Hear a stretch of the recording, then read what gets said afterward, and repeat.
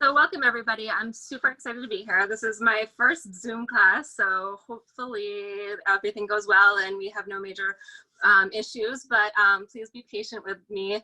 Thankfully, I have our lovely moderator here, Kristen, to help out. So please, as she said, do not hesitate to let her know, chime in with any questions, concerns. And I think at the end, there'll be some time for like major questions if you have anything you can think of that you would want to ask me. So let's get started. So the important thing is to have everything set up, and hopefully we're going to do this all together. This is designed to be start to finish in under 40 minutes, if you have that. So we're going to go through things. I want to make sure everybody has their mise en place, which is you're put into place, all your things ready and available. So first we're going to do a cup of flour in a bowl. And then I save a little extra for the side for later when we're rolling out the dumpling wrappers to dust the board and everything. So there's the cup of flour, the water, it's a quarter cup of water. We're gonna need some chopsticks. If you have them, I really love to like mix my dough with chopsticks. It kind of keeps it more like in keeping with what we're making. And also I find them very easy to like use to saute our eggs and to saute things and stir things around. But if you don't have them, grab a spatula or something that you can stir around in a pan and a spoon to mix. What else? A butter knife. We're gonna need that to cut our, once our dumpling wrappers are ready. And then just like a fork to mix your eggs. If you've already scrambled them, great. If not, just grab a fork. And then a teaspoon, which we're gonna use to scoop out the filling into the dumpling wrappers. So let's get started. Take a moment to wash your hands because we're going to be using our hands a lot today. Take off any rings, bracelets, watches, or anything you don't want to get gunk into. I don't really care because I work all the time. So here, Mike. Take them off if you microphone thing was just playing. You don't want stuff stuck to. And then, oh, I forgot. Our major thing is we need a pan with a lid, ideally non-stick. If you want to use it for multiple things, if you have only one pan, that's fine. You're gonna have to wash it out once. If you don't, grab a second one because we'll saute our eggs. I'll scramble our eggs in the other one. So I think that's it. And then, so we'll get started on making our dumpling dough. Hopefully everybody, if there's any questions at this point, let me know. If not, we're gonna mix our dumpling wrappers because it needs to rest for about 15 to 30 minutes. Ideally, a little longer, the better. But if everybody, I don't know, I'm hoping you can see my overhead. I'm mixing the flour with my chopsticks, and I'm just gonna add my quarter cup of water in. And I'm making it turns into a little bit of like a scraggy mess. So we're just gonna turn it around until it's a little shaggy, keeps going. This is really kind of foolproof. I give my 22-month-old this job all the time and he loves it. So once it comes together and gets most of the flour incorporated, then it comes time for our hands. So I'm gonna clean off my chopsticks and then I'm gonna go in with my hands and I'm just gonna knead the dough for about 1 to 2 minutes until all the flour gets incorporated in. This really couldn't be easier. Flour and water, and then it just, once it's all together in a ball, we're just gonna let it rest for a while we concentrate on our fillings. And since our time is a little limited, I wanted to make sure we get this made as soon as possible to give it as much chance to rest.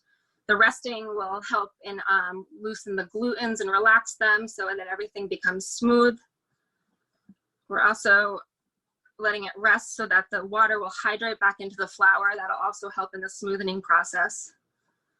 And this is basically, I don't know if anybody's made pasta out there. Pasta is a very similar technique, and you rest it so that it all kind of incorporates together. So here, I don't know if you can see, is my dough. Yeah, nowhere near it.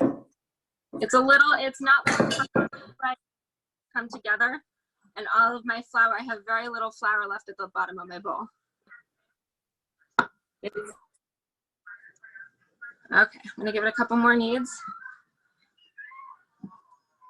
And then. So Gretchen, we do have a quick question for the dumpling wrappers. Is the water cool or warm? Right here we're doing a cool water because the cool water dumplings, it makes a thicker and easier dumpling to roll out.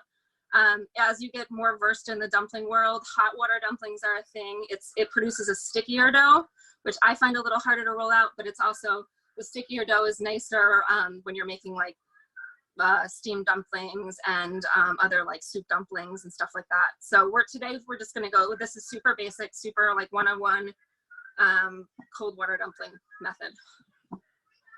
But like mine was room temperature. It's not like frigid from the freezer or from the fridge. So now my dough is gonna rest. I don't know if you can see. I'm sorry, my lighting's a little weird in here. It's really, really gray out today. I always use a plate instead of saran wrap because I just don't like wasting extra plastic. So I'm gonna put this to the side. And then we're gonna get started with our filling. So get rid of all your utensils that you use, so clean your space out. So our filling is, we're sticking with a super simple filling today. In planning for this, I thought maybe it would be best to just do something simple, like stuff like that people have in their houses. I recently was traveling to Beijing and we found out, this was pre-COVID obviously, we found out that one of the Lunar New Year common recipes for dumplings is an egg and scallion. And it seems super simple, but it's so delicious. And I mean, I eat them for breakfast, I eat them for lunch, I eat them for dinner, whenever I have a chance. This is a really quick and easy way to use what you have in your closet. The only thing you might need to source are scallions. I'm lucky enough to be here at my in-laws' house, and my father-in-law has this beautiful garden, so he brought me these amazing scallions this morning. But if you don't, just a couple bunches from the grocery store will work fine. So we're gonna take our eggs, our scrambled eggs, and then add in a teaspoon of soy sauce just for extra flavoring. And then I'm gonna use my small pan just to saute off my filling. So I'll put in about a tablespoon, I'll measure it for the sake of sesame oil. I love sesame oil. You don't have to use it, but sesame oil is definitely the like vanilla of the Asian cooking world. It just makes everything super delicious. So I add it to everything. I like sauteing and it just makes everything taste so rich. So it's definitely worth, I know in like grocery stores, you need to like buy a really small bottle for a lot of money, but it's accessible. It's out there in every grocery store I've seen. If you happen to stumble upon a Chinatown somewhere, you can buy like a nice big bottle for a lot less. So we're heating up our pan. I'm gonna take my other chopsticks if you have, if not, just your spatula. And I'm going to actually, I'm gonna add my scallions in first. I'm gonna let them saute down a little just to make them a little bit more fragrant. I'm using about a medium to medium low heat. So they're gonna reduce down a little bit in size, but it also just helps them to collapse when you're filling your dumplings, when you want to saute the vegetables, if you use fresh vegetables beforehand, because it'll give it a really weird consistency, and a lot of the vegetables will release liquids in the middle of like cooking your dumplings, so then you'll have water inside, and you just don't want that. So I'm letting my scallions cook for about a minute or so. And then I'm gonna just add in my eggs, stirring at the same time. The goal here is not to have a thoroughly cooked egg, it's just kind of to get the wet out. And we're gonna, since I'm using a smaller pan, it might take me another minute or two, but if you're using a larger pan, they'll be done in 30 seconds or so.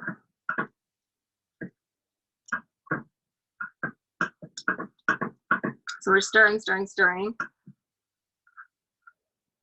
I love making dumplings because they're kind of just like a choose your own adventure. You can fill them with anything you want.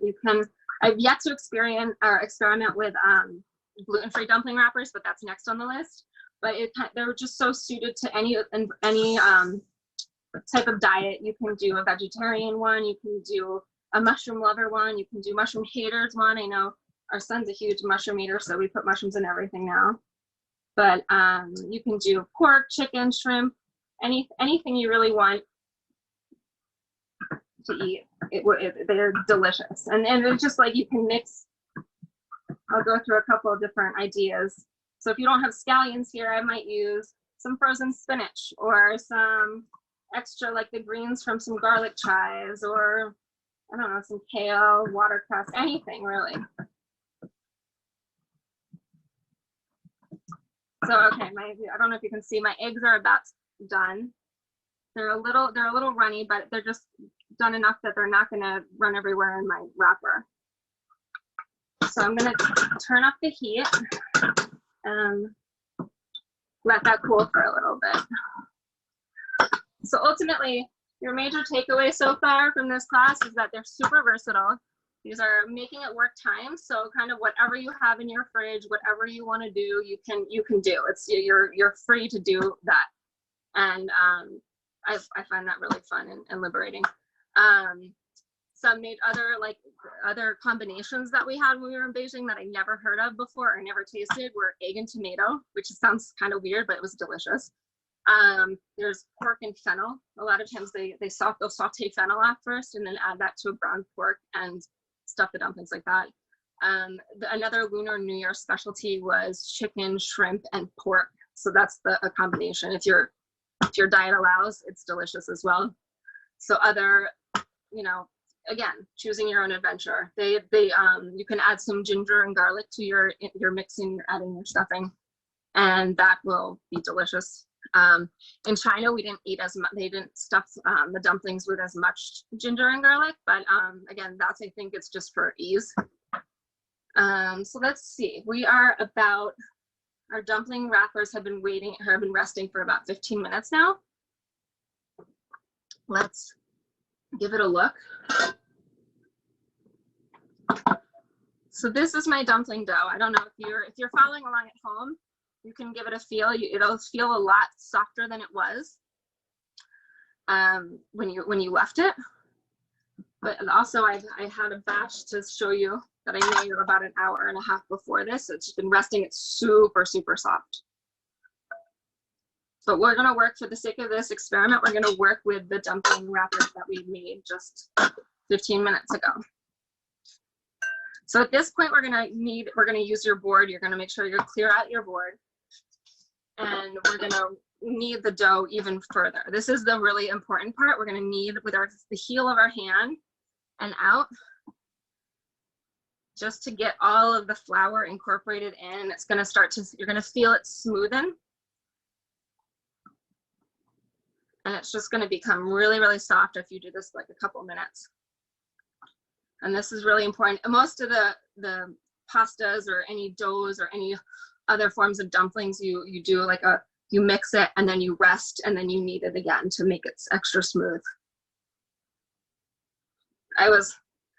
Before COVID struck, we took a weekend trip to Flushing, the Chinatown market in Flushing, Queens. I don't know if anybody's from New York, who else from New York who knows Flushing Chinatown, which is amazing. But we went, there's a food court down below J-Mart there. I don't know, raise your hand or holler at Kristen if you've been there.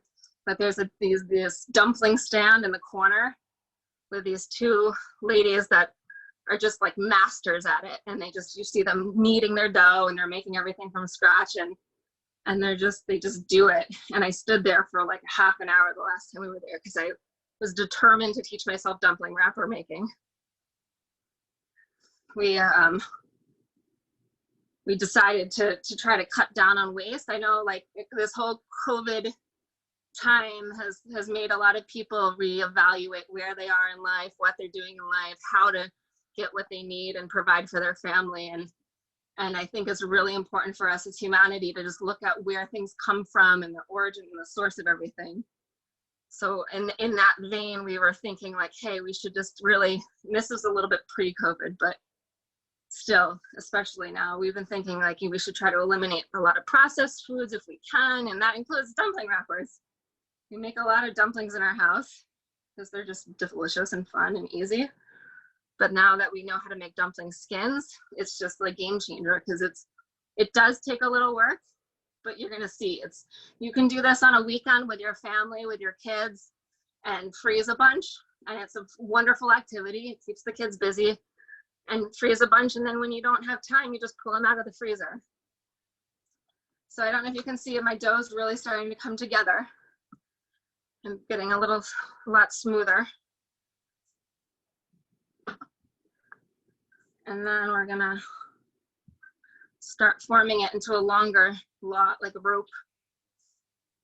It's like Play-Doh time all over. I'm sure a lot of those parents out there have Play-Doh all over their house these days, like we do.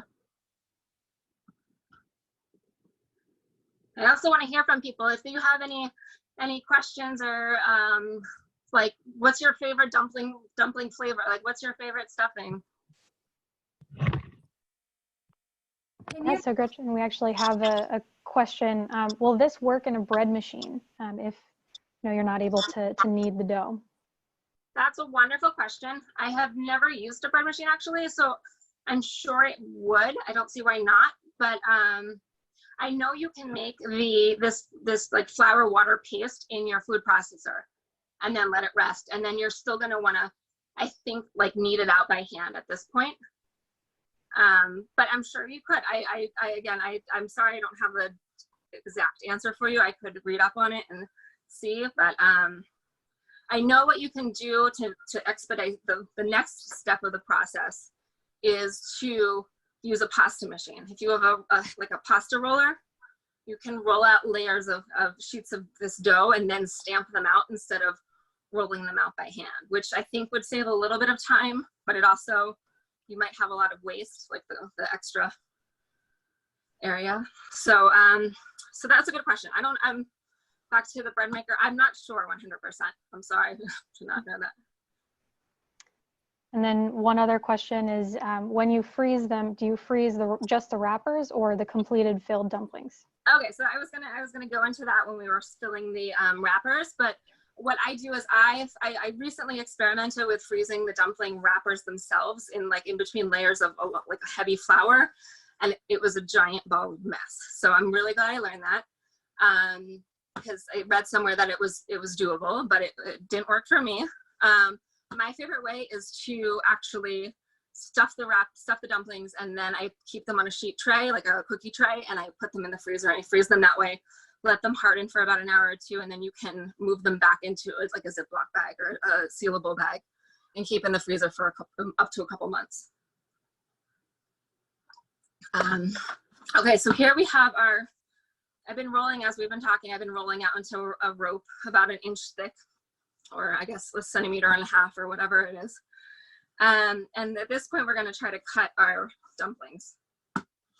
So what I normally do is I weigh it, but I know for the sake of this class, most people probably don't have a scale.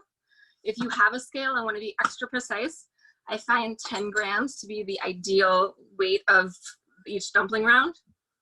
But for now, if you have a pretty even snake, you'll be fine. I'm going to cut it in half. So this yields about 20 wrappers.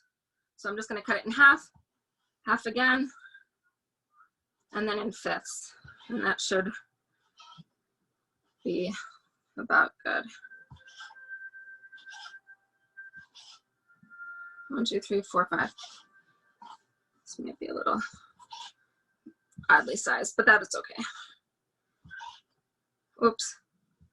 Say the beauty of dumpling wrappers, if you make a mistake, and again, when I was in Flushing and I saw the professional ladies, they would weigh them. They would cut off a slice and weigh it, and if it was an ounce over or a gram over, they just snip off a little bit at the end and they add it to the one that like had less weight. So it's kind of forgiving. You can just squish it at this point. It's wonderful child's play, so to speak. My son, I always just give him a couple of these little bits, and he'll play for, as long as it takes me to get dinner on the table. So now we have our rounds. I'm going to dust them lightly so they don't stick together, because as they continue to rest, they will continue to let their moisture out and they'll stick together. So I think if you were to rest it even more, you can kind of see there's a little bit of chunks of flour in here, which is fine. But the longer the dough rests, the more smooth and the better the dough becomes. But again, here we're trying to complete this in under 35 to 40 minutes. And I wanted to make sure we had enough time to get to all the questions and everything. So At this point, we're going to take out our rolling pin. I know I had said a little bit before, but if you don't have a rolling pin, the dumpling rolling pins are designed to be extra thin. So this is my dumpling rolling pin. But if you don't, like a little wooden dowel, this is from my kid's toy set, his block set. This will work great. If you have a big rolling pin, it'll work kind of, but it's a little easier, I find, to be able to maneuver with two hands at this point. So I have a spare vanilla bottle will work just as well. I rolled out a couple of these the other day. Kombucha, I know at Next Jump, they're big fans of kombucha. So if you have a bottle of that hanging out, it's a great size bottle. So here we're gonna do is we're going to make sure our board's a little bit dusted. And then I'm a left-handed person, so I'm gonna do this reverse, but I would take, I keep my rolling pin in my dominant hand, which is my left hand, so it would be vice versa for if you're righty. But I keep one hand on my dumpling skin, my non-dominant hand, and I turn each time I roll. So I kind of just use the end. And this is to try to keep it as round as possible. It's, again, I've only been working on these for about 2-3 months now, but I've made in quarantine times, I've made a lot of dumplings, and they don't have to be perfect. This is all about just getting the dough thin. So see, I'm rolling and turning, rolling and turning. We made a dumpling feast the other weekend, and my hand was so sore. I had bruises all here because I was rolling out so many dumpling skins. But I mean, if you're like me, I cook for a living, but I'm also, I find it so calming to be in the kitchen and doing like little tasks like this. So it's kind of fun. This is, again, not perfect, but it's round for the sake of our experiment here. So I'm gonna do this again. I'm gonna flatten out my disc. I find this helps a little bit to make it a little bit more even. This time I'm gonna roll it out with the vanilla wrapper, or the vanilla container. So again, it's a little bit thicker than my rolling pin. And it sticks a little bit more. Let's get a little dusted. But it's working. So it's a make it work moment. If now, more than ever, don't go out to a grocery store to go buy a cooking store to buy rolling pins or whatever. Find your wine bottle. Find like an extra oil bottle, something that will work, that you can make do. And I think that's the major takeaway for all of us these days, that as long as you have your health, you have everything. So here, that's my How thin? What was that? How thin do you make it? So mine are about, let's say like 1/6 of an inch, just kind of as thin as you can possibly do it without having it stick. I can kind of see my hand through it, but I don't have an exact measurement here. It's just probably like 1/16 to 1/32 of an inch. And then we had another question. Is it okay to just roll all of your dough out and then use a round cookie cutter? Yes, that is. So that was, I was talking earlier about doing the pasta machine method. That would be more like the pasta machine method. So at that point, after you've kneaded your dough, you would kind of flatten the end, like kind of make a rectangular shape and flatten the end and start rolling it through your pasta maker with the widest setting, and then you could stamp it out. You could also roll it out with a big rolling pin, but it's really hard to get it as thin, consistently thin as just rolling them out individually. So this one I'm going to roll out with the toy dowel, although this one was the end that was a little smaller, so that's not going to go bigger. So my toy dowel one. So just kind of roll, turn, roll, turn. And this is the same, like, I don't know if anybody wants to make empanadas or pierogies or ravioli, like all different cultures have a version of a dumpling, a stuffed dough. So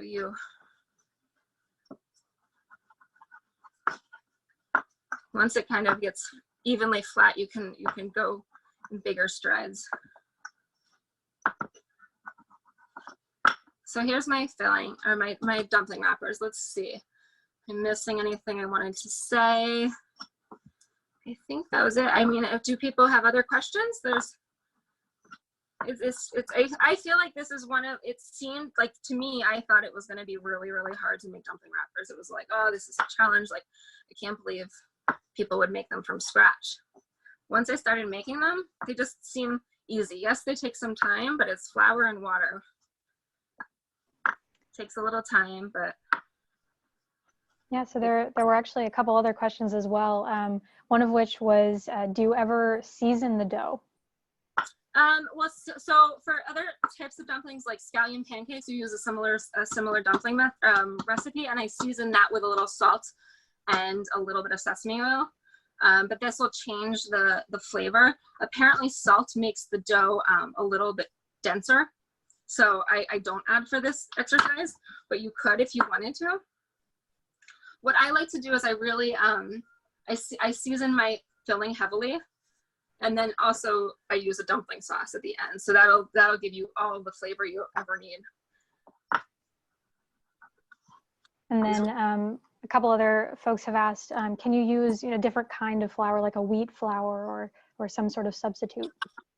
So you can. I haven't experimented as much. A lot of Chinese people use a high gluten flour, which will give it extra elasticity. And those, you can find those in Chinatown or wherever, like a bread flour. I've seen people use that. I've not tried whole wheat flour, but I'm sure it would work. It might, if the texture might be a little off, you probably would have to add a little bit extra water. It'd be more of an experiment to get to the right consistency the first time. But once you do that, I don't see why it wouldn't work. Again, like I was saying, I want to try to experiment with gluten-free varieties just to be able to fulfill all of our friend circle needs. We have a couple of gluten-free, pescatarian, vegetarians in our group that I want to actually start to cook for, and I want to be able to not have them skip out on the dumpling feast when we make them. So at this point, I think just to kind of stay on top of time, I rolled out about 5. If you want to keep rolling, keep rolling. I'm gonna just keep going through because I want to get from start to finish, and then I might go back and re-roll these at the end. But so now my filling has cooled a bit. Let me get rid of some of this stuff. My filling has cooled. I'm just leaving it in the pan. It's fine. And I'm gonna just take a teaspoon worth and put it in the middle of my dumpling wrapper. And these dumplings, if you use store-bought dumpling wrappers, you would normally, at this point, you would take a little bit of water, a little bit of egg wash here, and you would seal this outer bit. But for these ones, they seem to stick fine. I just kind of pinch them tight and making sure all of my air is out. So see, it's just a little dumpling. And at this point, my flushing ladies quit. That's where they put it on their tray and they freeze it and they sell it and they make it. But I like a little crimp, and I'm sure you've probably seen. So I crimp it, I just fan it like this. This is one of the simplest crimps. It's not perfect. The name of the game is getting these dumplings to seal. That's all you really care about. Dumplings are equally delicious, whether they're ugly or not, as long as their filling stays in. If you're gonna instant it, I would work on your crimping a little bit, but definitely handmade dumpling wrappers are a lot harder to manipulate than the store-bought variety. There's a lot more inconsistencies. Like, again, my shape isn't perfectly round, but they're actually more delicious. But so this is just a little example. So the crimping is partially for function. It kind of helps ensure that you have a good seal, but also if you seal it well, you don't really need it. I know people who will crimp it, will just do like a singular pleat right here in the middle, like that, which is fine. This one actually has a lot of flour on it, so it's not sealing as well. If in that case, if you have too much flour in your dough, you might want to put a little bit of egg wash or water wash on it. But I think it'll stick eventually. I'm gonna fold another one. If you go on like YouTube or anything, there's a ton of videos on like dumpling pleating, and you'll notice that every type of food, every type of like wontons have a separate fold, and gyoza has a separate fold, and like Shumai will have a separate fold. Soup dumplings. So there, it's really just a true art. So again, I'm gonna seal and I'm gonna fold over, stick, fold over, stick, fold over, stick, fold over, stick. And then you have that. Are there any questions about folding dumpling wrappers?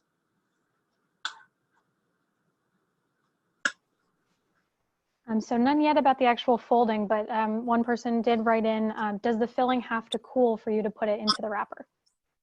It doesn't have to cool. I like to do my filling before I roll out my dumpling wrappers, just for my sake of my hands, because you're holding it with your bare hands. And this part of the game is not at all like you have to do it with your hands. Like, I mean, I guess there are those machines that you can stuff it with, but in this day and age, we're just going to use our hands. So I just do it because I like not to burn my hands. So, but I mean, in theory, you could use hot.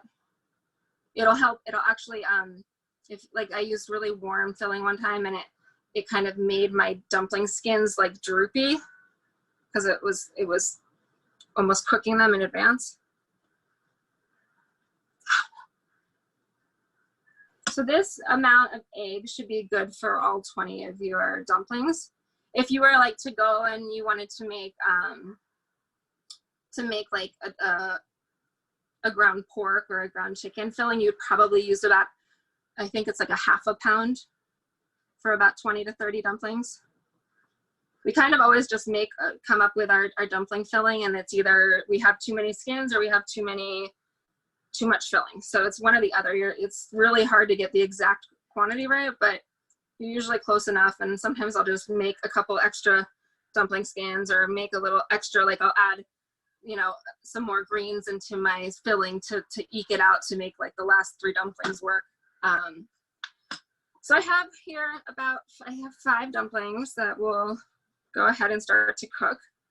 I'm gonna rinse off my hands for a sec. So this is the point where you wanna, if you have a nonstick pan, use it, because initially the first couple of times you make dumplings, like we're gonna pan fry them here. I find them more delicious. They have that crispy bottom, they're cooked through on the top. And pan frying is a little, like the first time I did it, I was a little bit intimidated because I saw my friend's mother who was doing that, and she added some water and added a lid and pulled the stuff, and there was lots of steam and things, and I didn't really know what was happening. So I figured this would be good to break this down a little, because your other methods would be, you could boil them at this rate and drop them into like a miso soup, or if you're making a big noodle soup, they're delicious like this. Or you could boil them in water and then put like a really flavorful sauce on top of that, at which point I would make maybe like a peanut sauce or something really that would coat the outside if you want that kind of like soft dumpling feel. But here we're going to do the crispy bottoms. And I'm going to use my nonstick pan just because it's easier at the end. They don't stick, obviously. If you don't have a nonstick pan, don't worry. You just have to make sure you like scrape under with your utensil. So I'm going to turn on my fryer and heat it up to, I like about a medium low. I don't like it's too hot, because then it'll really scorch the bottoms before the rest of it gets all heated through properly. And again, if you're making a meat filling, I would cook them for the full 3 minutes. In this case, the egg filling is a little more forgiving because we've already cooked our eggs, but you still want to cook it for about 3 minutes or so because of the wrappers. You want the wrappers not to taste floury and uncooked. So here I'm gonna measure out, I'm gonna do another tablespoon or so, just to kind of coat the bottom. I'm gonna do sesame oil. Again, you can use canola oil or whatever vegetable oil you have. The sesame oil does really, again, impart that like delicious, nutty flavor that just makes it so good. I love it. So I'm gonna let this get high. It's gonna get a little hot. So just get this out of the way so you can just concentrate on that. We're gonna take our dumplings. We're gonna put them in. Let's see. You'll know it if it's hot if it starts sizzling. Mine's pan's not perfectly hot, but it's not the end of the world. I'm gonna put them down. If you're making a whole, you can make like a whole big pan. If you have a big pan, make a whole big pan. Just make sure to leave a little bit of room in between, about like a centimeter, because otherwise they'll start to stick together, especially with this fresh dough. It just has the tendency to stick, and then when you try to separate it, it pulls and it makes a hole, and that's just not pretty. And then, so yeah, just give it a little bit of room. So we're gonna let me grab my other chopstick. I basically use chopsticks for everything in the kitchen. Once you get used to them, they're the best. They're still not. My doggy is running around the house if you hear any pitter-pattering. So we do have a couple questions on the cooking of the dumplings. So there are some questions on, could you bake these or use an air fryer to cook them? Yes. Yeah. Again, I don't have an air fryer, so I would obviously experiment, read up online on timing, but I don't see why not. Especially, I think I would be a little bit more cautious with a raw meat situation. So like when you're filling dumplings or cooking using a meat, you always fill it with the raw version, just so that when it cooks together, it doesn't lose its moisture. So I would definitely read up on the timing for that. So okay, before I finish that question, I'm going to show you they're a little bit brown on the bottom. And now we're going to add some water. This is going to make a little noise, so we're going to add water to coat the bottom of the pan. And then we're going to cover it right away. So the water amount varies based on the size of your pan, obviously. So you just want enough to coat the bottom, and you're going to let the cover on and let it steam itself. So that's going to help cook the top of the dumpling skin. And if you had like raw meat in there, it would cook through the meat. Everything would be fine. So this takes about 3 minutes once you put the water in. In the water, you'll see it slowly evaporates, and then you pull the lid off, and you're good. So back to the air fryer question. I would do air fryer, yes. It'll make it crispy on the outside. Again, that would be just an experiment on the inside on your cooking time to make sure it cooks through solidly. Definitely on like a dumpling like this, like a tofu dumpling or an egg dumpling where you weren't worried about the center cooking through thoroughly, I would for sure do that. And what was the other one, Kristen? Sorry, so there were questions on kind of the Instant Pot and an air fryer. But then we did get another question more relating to the immediate of how much water do you put in the pan now? So for the water, I don't know if you could hear me. I was pouring the water in. It makes like it scorches it. I add just enough to cover the bottom of the pan, so it's probably about a ½ inch on the bottom of the pan. It's going to vary according to your pan size. I probably added about like a ¼ cup here, or like 4 tablespoons here. I just pour it over, and you want to make sure your whole bottom of your pan is covered. If you're making a big batch, that'll be maybe ½ cup to 3/4 of a cup. If you're making a smaller batch, it might just be a couple tablespoons. You just want enough to cover the bottom so that there's enough steam to cook the top of it without burning the whole bottom of it. So that and was. Then if you were baking it in the oven, what temperature would you use? I would bake it. I mean, the general, like you can do most anything. Temperature is 375. I would probably do that for about 5 to 10 minutes, and then maybe I would turn it up at the end, like to like a 450, just to crisp the outside. But I would before baking, I would coat with some oil. So I would take a little brush and coat the dumplings with a little canola oil or a little sesame oil, just to give it a little glaze. Otherwise, it'll just be kind of burning flour. But I mean, I think pan frying is like the quickest and easiest way. It takes 3 minutes. So as you'll see, my water is starting to evaporate, and the dumpling wrappers are starting to get a little bit more translucent. It's not going to be completely translucent, but you're going to be able to kind of, the dumpling wrapper cooks down, so it cooks around the filling, so you'll kind of see the texture of your filling. If you have tofu, like cubed tofu, it'll pull down into the size of the cubes. And yeah, I think this is my favorite way to cook dumplings. So we're at about the end of the time. I'm gonna give the pan a little shake, make sure they're still not stuck. if you see them getting stuck, you're gonna probably just want to take a little spatula and go underneath the bottoms. So at this point, I just let them kind of re-crisp up at the bottom. See how they're crisp? And then I think we're good to go. I'm gonna turn off my fire. And now I'm gonna show you quickly how to make a quick dumpling sauce. Super easy. Like when we were in China, what they have on every table is they have a sweetened vinegar, which is like, it sounds kind of weird, but like you can find it here at some places. I think they actually have it at the Wegmans up by us, but it's called diluted sweetened black vinegar. You can see something like this. This mixed with just some soy sauce and some chili, like chili paste, ground chili or chili garlic sauce. I don't know if you've ever had that. That is delicious. Here you can also mix the tiny bit. I put the quantity is, I'll tell you, but it's kind of a hit. You just mix it and taste it, and it will be fine. So here, let me see. I do a little bit of sugar. So it's about a ½ teaspoon of sugar. And that would be like the sweetened vinegar, or the sweetened vinegar would be like the sugar in this sauce.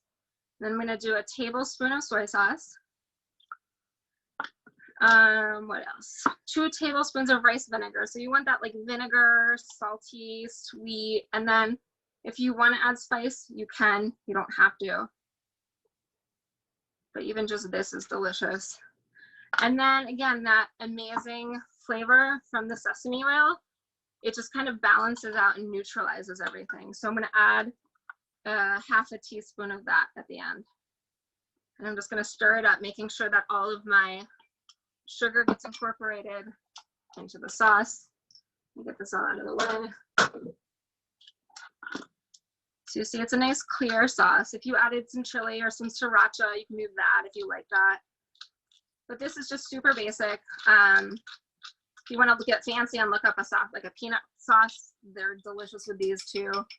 I love peanut sauce and everything. So at this point, you have it.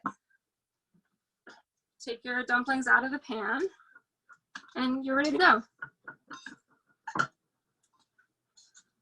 And this was all in about 30 to 35 minutes. We did start to finish. I mean, granted, you don't roll out all of the dumpling wrappers, but you made the dough, you made the filling, and this was all mostly things that you have in your house.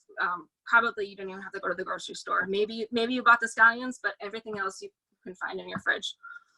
So thank you all for joining me. I don't know if we have other questions or comments or, you know, things that you want to learn in the future. I would be happy to help and happy to do some lessons